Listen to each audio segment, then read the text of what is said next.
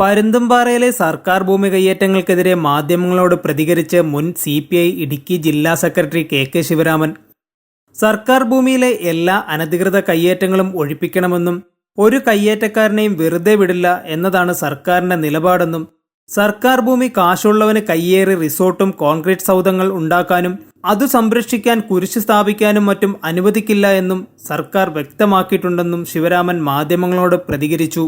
കാശുള്ളവന് കയ്യേറി റിസോർട്ട് ഉണ്ടാക്കാനും പിന്നെ കോൺക്രീറ്റ് സൗധങ്ങൾ ഉണ്ടാക്കാനും അതിന്റെ സംരക്ഷണത്തിന് വേണ്ടി കുരിശ് സ്ഥാപിക്കാനും അതിനൊന്നും അനുവദിക്കുകയില്ല എന്നാണ് ഗവൺമെന്റ് വ്യക്തമാക്കിയിരിക്കുന്നത്.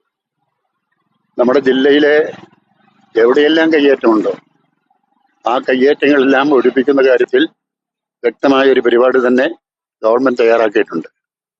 പരുന്തുംപാറയിലെ കാര്യം ഇന്നലെ നിയമസഭയിൽ റവന്യൂ മന്ത്രി തന്നെ വ്യക്തമാക്കിയിട്ടുണ്ട്.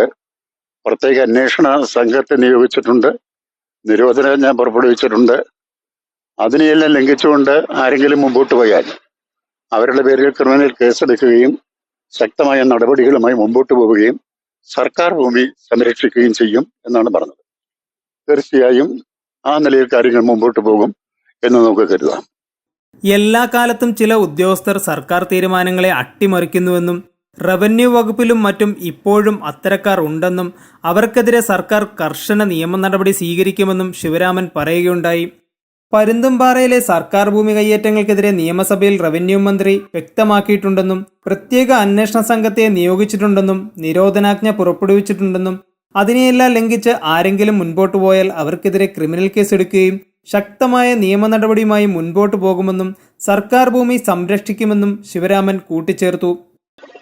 എത്രയോ ആളുകളെ സർവീസിൽ നിന്ന് പിരിച്ചുവിട്ടിട്ടുണ്ട്. അപ്പൊ ആ കാര്യത്തിൽ ഗവൺമെന്റിന് ഉറച്ച നിലപാടുണ്ട്. ഗവൺമെന്റ് നയങ്ങളെ വികൃതപ്പെടുത്താനോ അട്ടിമറിക്കാനോ ഒരു ഉദ്യോഗസ്ഥനും അനുവദിക്കത്തില്ല. അതിനുവേണ്ടി ശ്രമിക്കുന്ന ഉദ്യോഗസ്ഥന്മാരുടെ പേരിൽ കർശനമായ നടപടി സ്വീകരിക്കും എന്ന് ഇതുവരെയുള്ള അനുഭവങ്ങൾ കൊണ്ട് തന്നെ നമുക്ക് വ്യക്തമാണ്. I vision news, Pambanar.